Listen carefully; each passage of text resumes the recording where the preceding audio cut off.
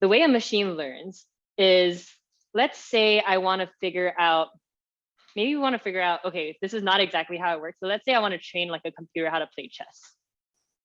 When I'm training a computer on like how to play chess, I'm not even a chess player, so I'm not sure if this makes sense or not, but the computer starts off not knowing how to play chess at all. So it's going to keep making like moves that don't make sense. Maybe you can code in, all right, this piece can only move a certain way, so on and so forth. But over time, it learns through its mistakes. And what usually happens and how it like can quantify these mistakes is there's usually some sort of like mathematical measure of how bad it's doing. So let's say when it starts off, it has a score of like -5,000 because it's just a really, really bad computer. And the idea is the computer is going to slowly keep trying out different things to get its score higher than -5,000. So over time, it's going to improve. That's more dependent on like the way it's designed. But over time, the idea of gradient descent is going to improve its score over time. And then you have a computer that can beat people. That's kind of what we're going to do here. For this particular algorithm, we're going to try and recreate our utility matrix. So it's kind of difficult to break up a matrix into a product of its components. So therefore, we're just going to do it the other way around. We're going to just figure out what component matrices make up this utility matrix. And so to start, like most gradient descent procedures start, you usually start with some initial poor values. You just start with bad values and we're just kind of figure out how we can make it get better. So to start, let's initialize our component matrices with 1.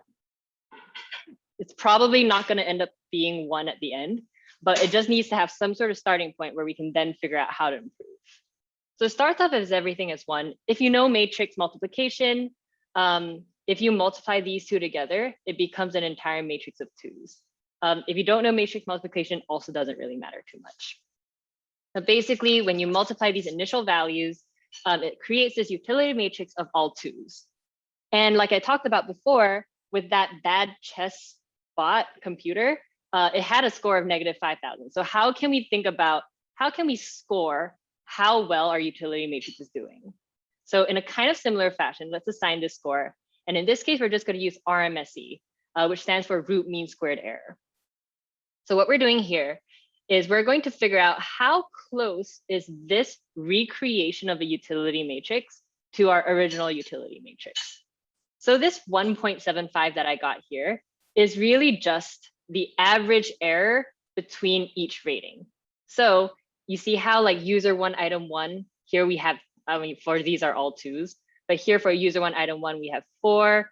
The error is going to be 2. For user 2 item 2, sorry, user 2 item 1 here, the actual rating is 2. At this point, this is actually correct. So the error is 0. For this guy, the error is 1. For here, the error is 3. So it averages out to roughly 1.75. So that's going to be our measure of how poorly our model is doing at this moment. Over time, the goal is to get this RMSE number as low as possible. I'll tell you now, like the RMSE will never go down to 0, but we're going to try and get it as low as possible. All right, so how do we do that? If you know, like I think this is calculus 1, but doesn't really matter either. So the way that gradient descent works for this case is you're going to keep changing up values to see how it improves the model. So let's start with changing up values in the component matrices here. So all of them are 1s. Let's figure out what's the best value for this particular x in the corner here. So with this particular x in the corner here, if we just use this as an unknown value and we re-multiply out our matrices, you end up with a bunch of x plus 1. So if you do the matrix multiplication between these two, with this being x, this becomes x plus 1. Now, because we have x plus 1s here and we have 4, 2, 3, 5 here, we just have to figure out what's the best value of x such that the error between these 4 are as low as possible.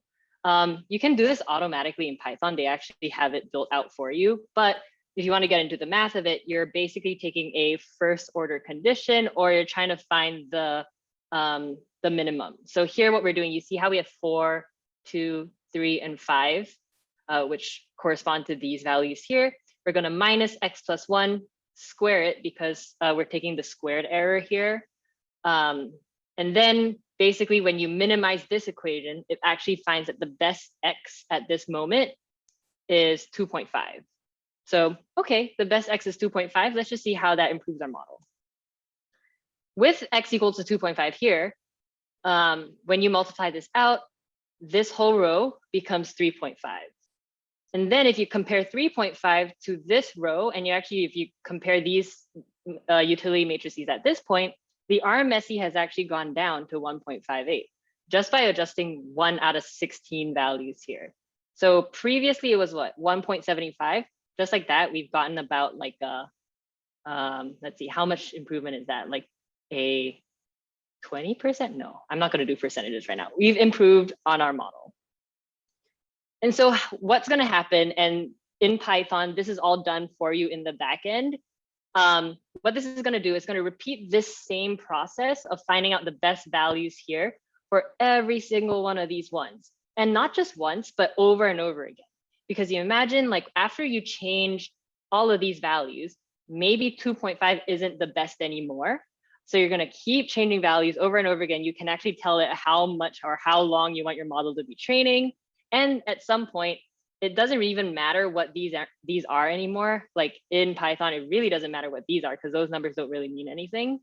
But at the end, you end up with a matrix that kind of approximates your utility matrix as close as possible. So this was, I think, after running this for like, I think I only ran this for like 10 seconds. And in 10 seconds, it's lowered the RMSE down to 1.15. Actually, no, this was not even 10 seconds. This was immediate because it's such a small matrix. But anyways, based on this, we have an average error of 1.15. That is a lot better than 1.75, what we started with. And then you see here, we have this estimated value of 3.7. So just like that, we have filled in this blank with 3.7. So the predicted rating for user 1 and item 3 is 3.7. Cool. So that is the algorithm. That's actually how this guy, Simon Funk, was able to win the Netflix competition. I think he predicted everything with like I don't remember how they calculated accuracy, but I think it was cited that he had like a 95% accuracy on guessing what people were going to rate movies on Netflix without any information about the movies, which is, I think, pretty incredible.